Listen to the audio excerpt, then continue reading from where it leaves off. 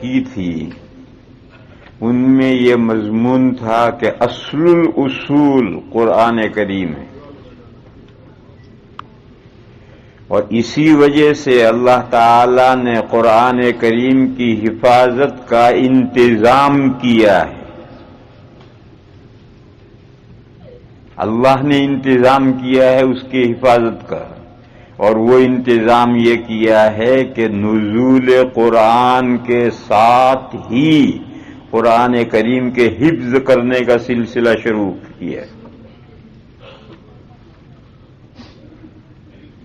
چونکہ اس وقت میں بڑی عمروں میں صحابہ نے حفظ کیا تھا، کوئی بچے نہیں تھے صحابہ، کوئی 20 سال کی عمر میں مسلمان ہوا، کوئی 40 سال کی عمر میں مسلمان ہوا، کوئی 70 سال کی عمر میں مسلمان ہوا، اور حضرت سلمان فارسی رضی اللہ تعالی عنہ تو 150 سال کی عمر میں مسلمان ہوئے تھے۔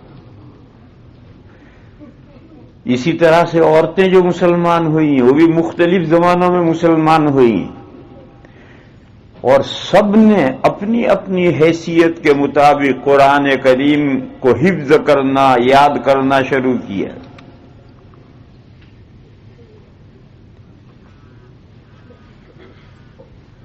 اور دور بھی ساتھ ساتھ چل رہا ہے، اور روزانہ دور سنانا ہے۔ کس کو سنانا ہے؟ اللہ پاک کو دور سنانا ہے روزانہ، آدھا پارا، ایک پارا نہیں، جتنا نازل ہو چکا ہے سارا ہی سنانا ہے۔ تو جب یاد کیا ہوا سارا ہی روزانہ دور سنایا جائے گا تو چاہے 200 سال کی عمر میں یاد کیا ہو اسے بھول نہیں سکتا، لامحالہ جم جائے گا۔ اس کا سلسلہ کیا؟ شروع اسلام میں، بالکل ابتدائے اسلام میں تہجد فرض کیا گیا تھا امت پر، اور تہجد آج کل تو لوگ 8 رکعت پڑھتے ہیں 10 منٹ میں، کوئی بہت زیادہ خشوع خضوع کر لیا تو 15 منٹ میں 8 رکعتیں بے تکلف پڑھی جا سکتی ہیں۔ اس وقت 10 منٹ اور 8 منٹ پر 12 منٹ کا تہجد نہیں تھا، اس وقت تہجد کتنا تھا جانتے ہو؟ جو فرض تھا، یا ایھا المزمل قم اللیل، پوری رات تہجد پڑھو، قم اللیل الا قلیلا، مگر تھوڑا سا، تھوڑی دیر سو جاؤ، آرام کرو، باقی رات کا بیشتر حصہ تہجد پڑھو۔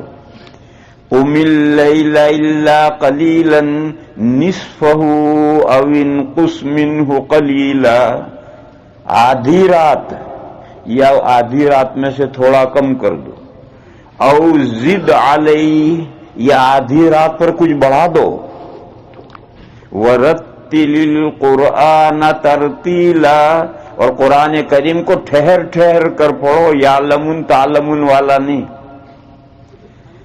آج کل ہم اجمی جو حافظ ہمارے ہوتے ہیں وہ ایسا قرآن پڑھتے ہیں تراویح میں کہ بہت سا تو سمجھ میں نہیں آتا کہ کیا پڑھ کر گئے۔ یہ قرآن پڑھنے کا صحیح طریقہ نہیں۔ اللہ نے شروع ہی میں یہ حکم دیا تھا، وَرَتِّلِ الْقُرْآنَ تَرْتِيلًا، قرآن کریم کو ٹھہر ٹھہر کر پڑھو۔ تو جتنا نازل، یہ جو سورہ مزمل ہے یہ بالکل ابتدائی صورتوں میں سے ہے۔ سورہ علق، سورہ مدثر اور سورہ مزمل، یہ 3 بالکل ابتدائی صورتیں ہیں۔ اس وقت یہ آیتیں نازل ہوئی تھی کہ رات کا بیشتر حصہ قرآن کریم پڑھو اور ٹھہر ٹھہر کر کے پڑھو۔ یہ وہ دور سنایا جاتا تھا، ہر رات دور کیا جاتا تھا، اور دور سنایا جاتا تھا اللہ پاک کو۔ بچے جو حفظ کرتے ہیں، حفظ کر کے خود یاد ہو گیا، پھر استاد کے پاس جاتے ہیں تو اسے بھولے نکلتی، اور وہ یاد ہو گیا تھا۔ وہ کیا ہوا تھا؟ وہ بچے نے اپنے آپ کو سنا دیا، تو جو سبق یاد کر کے حافظ اپنے آپ کو سناتا ہے، اسی کو جب استاد کو سنانا پڑتا ہے تو بھولیں آتی ہے۔ استاد کو سنانے کے لیے اور پکا چاہیے، اور اگر امتحان آ رہا ہے اور ممتحن کو سنانا ہے تو جو استاد کو پکا سنایا ہے ممتحن کو سنائے گا اور بلائے گا۔ ممتحن امتحان دینے کے لیے ممتحن کو سنانے کے لیے اور پکا چاہیے، تو جب ممتحن کو سنانے کے لیے پکا چاہیے تو اللہ پاک کو سنانے کے لیے کتنا پکا چاہیے؟ یہ جو ہمارے حافظ ہیں یہ بہترین دن میں یاد کر لیتے ہیں، پھر جب نماز میں کھڑے ہوتے ہیں اللہ پاک کو سنانے کے لیے تو پیر لرزتے ہیں، اور جہاں زیادہ پکا ہوگا وہیں بلائے گا۔ تو بہرحال یہ انتظام کیا تھا کہ قرآن کریم حفظ کرو، اور جتنا یاد ہوا حفظ کیا، ہر رات میں نفلوں میں پڑھو، تہجد فرض۔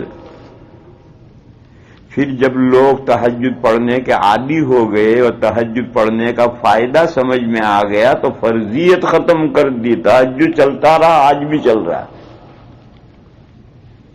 تہجد ختم نہیں کیا، صحابہ نے تہجد نہیں چھوڑا کہ فرضیت ختم ہو گئی تو اب صحابہ چادر اوڑھ کے سو گئے، نہیں، تہجد تو چلتا رہا، لیکن ایک عادت ہو گئی اور لوگ اس کی فائدہ سمجھ گئے تو فرضیت ختم کر دی، اور اس کے بعد میں ان کو کہہ دیا کہ پڑھتے ہو۔